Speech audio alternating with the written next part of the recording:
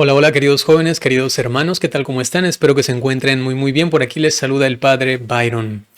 Recientemente el presidente del Ecuador, yo soy ecuatoriano, gracias por reconocer mi nacionalidad. Muchos a veces no la reconocen y piensan que soy de Colombia, de México. Bueno, solamente de paso lo digo. Pues bien, el presidente de mi país, de Ecuador, fue a misa el día domingo. Él es católico y en el momento de la comunión ocurrió lo siguiente. Ustedes están allí mirando esto y se preguntarán, ¿eso es correcto o incorrecto? Que el presidente se acerque a recibir la comunión y lo haga, según se ve en lo que vamos a ver a continuación, por él mismo, ¿no? El sacerdote le ofrece el copón para que él tome de allí la sagrada forma, la hostia consagrada, el cuerpo sacratísimo de nuestro Señor Jesucristo. Entonces yo de principio dije, pues por supuesto que eso no se debe hacer. Sin embargo, también pensé, el sacerdote no lo está haciendo como con mala intención, ¿no? A veces uno comete errores litúrgicos, a veces porque no sabe, porque se le olvida. Normalmente cuando alguien quiere hacer algo malo contra la Eucaristía, pues va a hacer algo malo, ¿no? Ya saben a qué me refiero. Entonces no es que hay un deseo de maldad contra el sacramento, evidentemente eso no se ve para nada y no vamos a juzgar intenciones, ¿no?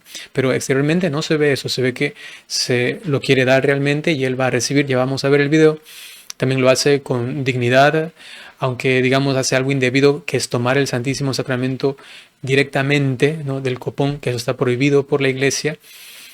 Digo, no es que está haciéndolo con una maldad, como con cizaña o algo parecido, con una especie de intención de sacrilegio, de profanación, ¿no? Eso hay que descartarlo totalmente, ¿no? Pero luego pensé, ¿y si acaso existe una liturgia específica cuando asiste un presidente o, por ejemplo, un rey católico? Quizá para ellos hay alguna excepción. Quizás se me está escapando algo, ¿no? Y el sacerdote que está dando la comunión al señor presidente lo está haciendo correctamente. Y yo les pregunto a ustedes, ¿conocen esta normativa? Si es que existe, si es que no existe.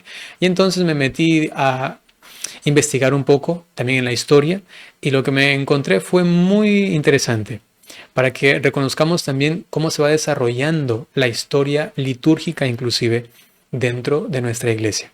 Quiero compartir eso con ustedes. Ahora les muestro el video y luego les doy la información para luego darles la conclusión de todo esto, ¿sí? Miremos lo siguiente. Aquí está él asistiendo a la misa. Está con las hojitas dominicales típicas de nuestro país. Eso no sé si es ya después de la misa o al iniciar. También Todos los creyentes acá, que no solo creen en Dios, sino que creen en su país, se han juntado y les agradezco por acompañar, porque seguimos creyendo en el bien. El bien puede superar. El Ecuador no es una persona, el Ecuador no es un grupo, el Ecuador de todos nosotros. Según parece, después de la misa, pues ha dado esas palabras, animando a las personas. Yo no quiero meterme aquí en cuestiones políticas, ¿no? El padre está a favor de tal lista, está a favor de tal corriente ideológica, política o así. Yo no me quiero meter en eso, sencillamente le estoy mostrando lo que el presidente de nuestro país, en este caso católico, Daniel Noboa, pues ha hecho ahora que se encuentra en la Tacunga, ¿no? Aquí se encuentra junto a la presidente, María José.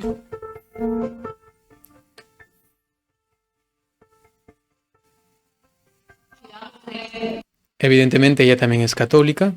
A Dios agradezco por nuestro país. Es un país maravilloso, es un país mágico y tenemos que siempre luchar por nuestro país y rezar por él.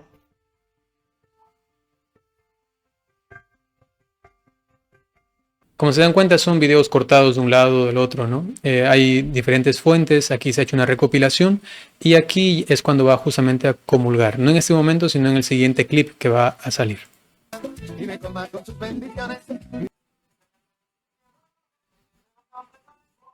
Entonces se ve claramente, ¿no?, que él toma del copón directamente, el sacerdote mismo le está ofreciendo, ¿no? Aquí se ve claramente que es el sacerdote mismo el que le ofrece.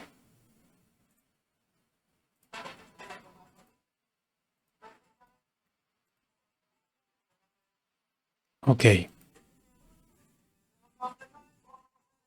Realmente discúlpenme que me quiera valer de esto para que aprendan un poquito de liturgia y de historia litúrgica, ¿sí? Discúlpenme, pero creo que es importante que también, si ocurren videos como estos, ustedes tengan formación. A veces se tratan los temas solamente con respuestas rápidas y sin tener como un criterio más amplio para llegar a una resolución, ¿no?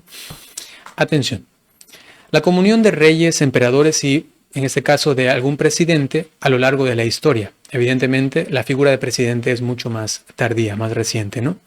Comencemos con el rito bizantino, es decir, en Oriente, los emperadores de Oriente. Existían privilegios imperiales en la liturgia. En el Imperio bizantino, el emperador gozaba de prerrogativas especiales al comulgar. Por tradición, podía entrar en el santuario, es decir, en el iconostasio, durante la divina liturgia para recibir la Eucaristía directamente, algo vedado al resto de los fieles. Al acercarse al altar, el emperador recibía la Sagrada Comunión en la mano, por concesión excepcional, y lo hacía con las manos cubiertas por guantes como signo de reverencia. Esta costumbre simbolizaba que incluso el monarca, considerado sacerdote y rey, en cierto sentido, debía aproximarse a la Eucaristía con humildad y pureza. Ceremonias en la corte de Constantinopla. Durante las grandes solemnidades, el emperador bizantino comulgaba antes que el pueblo, normalmente después del clero. Después de los sacerdotes. Los relatos históricos indican que en la liturgia imperial el orden de comunión era, primero el clero, es decir, los obispos, presbíteros, diáconos, en el altar, luego el emperador y finalmente el resto de fieles. Inmediatamente después, atención, tenía lugar una escena cargada de simbolismo. Las enseñas imperiales se inclinaban y los senadores y clero se postraban en señal de adoración. Este gesto ocurría justo tras comulgar el emperador, y los analistas de la época notaron su significado. Se rendía homenaje a Cristo presente en la Eucaristía que el emperador acababa de recibir, evitando así, evidentemente, que la postración se interpretase como adoración a la persona del monarca. No, era dirigido este acto a Cristo que recibía el emperador. Era una forma de subrayar que el emperador se sometía a Cristo, Rey de Reyes, y que cualquier honra al soberano terrenal quedaba supeditada a la soberanía divina. El emperador como cuasi clérigo. En Oriente, la figura imperial asumió un carácter casi litúrgico. Durante algunas ceremonias el emperador vestía ornamentos parecidos a los eclesiásticos. Por ejemplo, el mandías o manto similar a la capa pluvial, y participaba activamente en el rito. Se le podía ver, por ejemplo, recitando públicamente el credo durante la divina liturgia de coronación, afirmando así la ortodoxia de su fe ante el pueblo. Tras la unción con el óleo santo, al emperador se le permitía comulgar como un sacerdote, es decir, primero recibía el pan y luego el vino consagrados, y en cambio el pueblo recibía la comunión mediante intinción afuera, no dentro del conocido iconostasio o santuario, ¿no? Esta recepción sub utraque specie, bajo las dos especies, dentro del santuario manifestaba visiblemente la dignidad casi sacra que la Iglesia oriental atribuía al soberano. Cuando se habla del iconostasio, se está hablando del lugar donde solamente podían entrar los sacerdotes, ¿no?, para el rito propiamente eucarístico.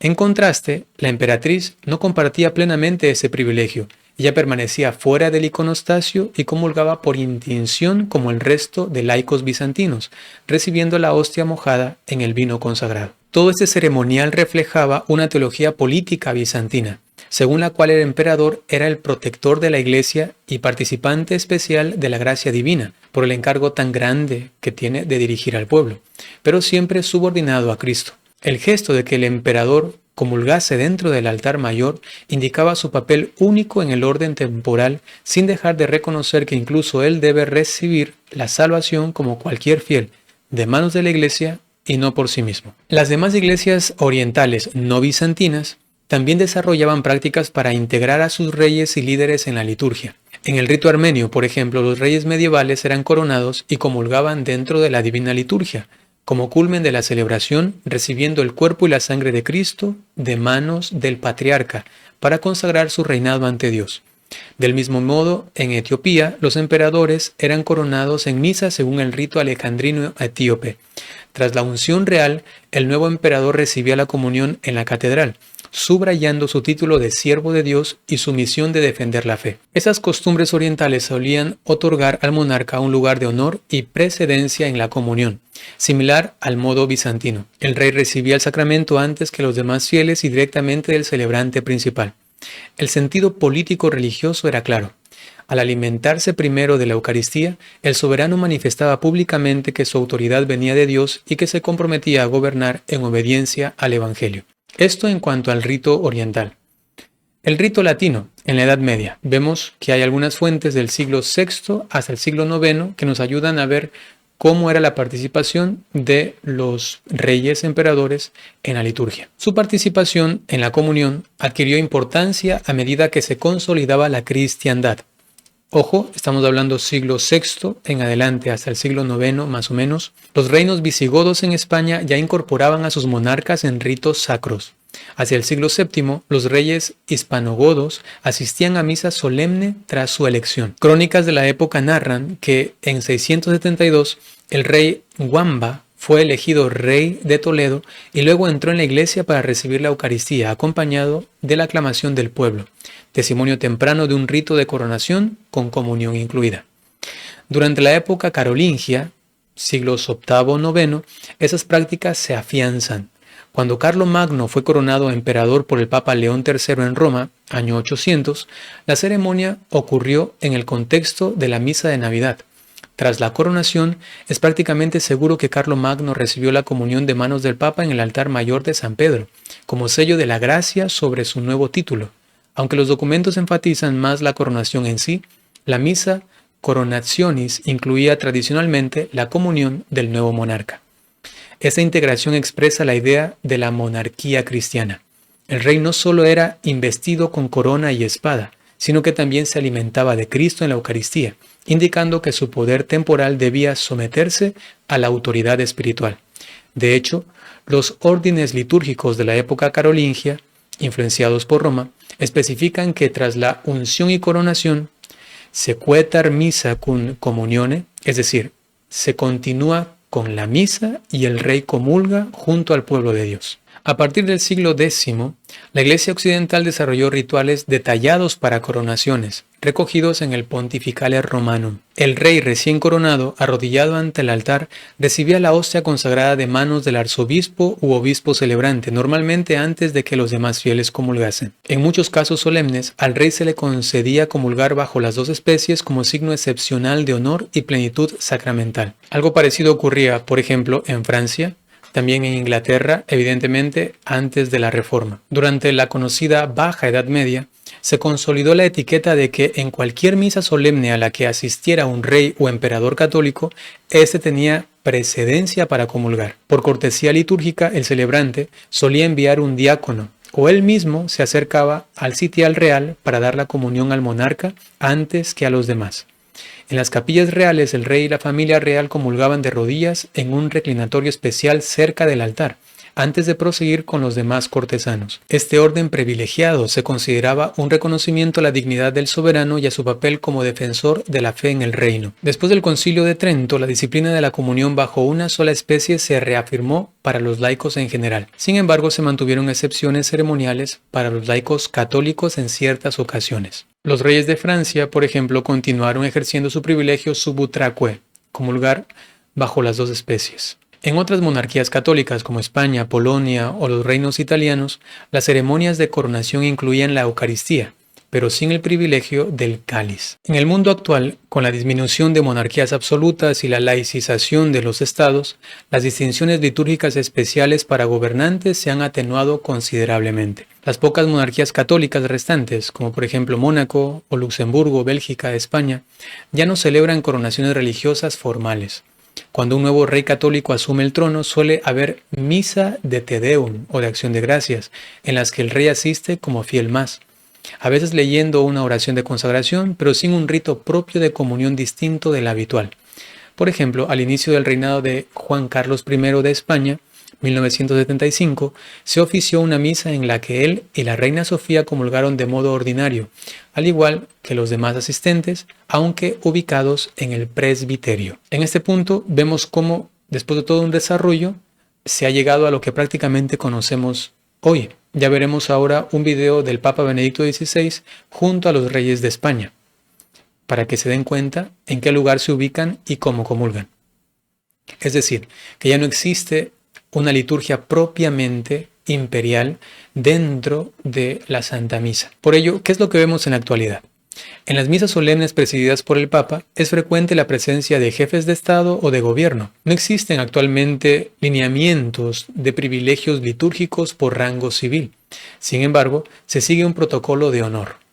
Los dignatarios católicos, reyes, presidentes, primeros ministros, suelen ocupar asientos de primera fila, y en el momento de la comunión se les acerca un ministro para distribuirles la Eucaristía antes que al pueblo en general. Por ello, no hay un rito distinto ni un derecho especial canónico ni litúrgico para presidentes. Su participación sigue las normas universales. La Iglesia mantiene que la Eucaristía no debe instrumentalizarse políticamente. Por eso, aunque se brinde un lugar de honor a las autoridades en las celebraciones, se procura que la forma de comulgar sea común. Es decir, que se adapten a lo que dice la liturgia para cualquier laico. Nos encontramos ahora aquí virtualmente en la iglesia de la Sagrada Familia, en la Basílica. Es el día de la consagración, el Papa Benedicto XVI lo hizo en el año 2010. Al lado izquierdo podemos ver a los reyes y el Papa está a punto de dar la comunión a los diáconos, que a ellos se les da primero, y luego se acerca a dar la comunión a los reyes. En esta ocasión el rey no comulga. Atención. También representan los clavos de la crucifixión de nuestro Señor Jesucristo. Permanente recordatorio. Ahí se ve claramente que en la liturgia se dice que a quien tiene que dar la comunión primero, el que preside la celebración, es a los diáconos. Inmediatamente le va a dar a ellos mientras los sacerdotes están comulgando ya directamente del altar. El ministro se acerca a dar la comunión. El Papa le dio la comunión, ella recibe en la mano y comulga, ¿no? Bien, esto para que se constate que en la actualidad todavía se conserva este lugar de honor, pero se comulga de manera común. No hay nada extraordinario ni especial. En conclusión, queridos hermanos, lo que veíamos al principio, pues la respuesta es sencilla. Disculpen que les haya traído a toda esta pequeña aventura histórica para que conozcan un poquito y se interesen. Quizá quedan algunas dudas de aquí o de acá, pues ahí está ya nuestra misión de investigar un poquito más. Digo en conclusión, pues lamentablemente no es lo correcto, aunque el sacerdote quizá lo hace con mucha buena voluntad y el presidente mismo dice, bueno, me lo está dando, pues lo hago así. Sin embargo, no es correcto. Si acaso el presidente llega a ver esto, pues, o el sacerdote especialmente, pues para que lo sepan y que no se convierta esto en un abuso litúrgico, ¿no? Eso, queridos hermanos, quería compartir con ustedes. Permítanme darles la bendición. El Señor esté con ustedes. Les bendiga el Señor Dios Todopoderoso por intercesión de la bienaventurada Virgen María, San José y todos los ángeles y santos. En el nombre del Padre, y del Hijo, y del Espíritu Santo. Hasta pronto.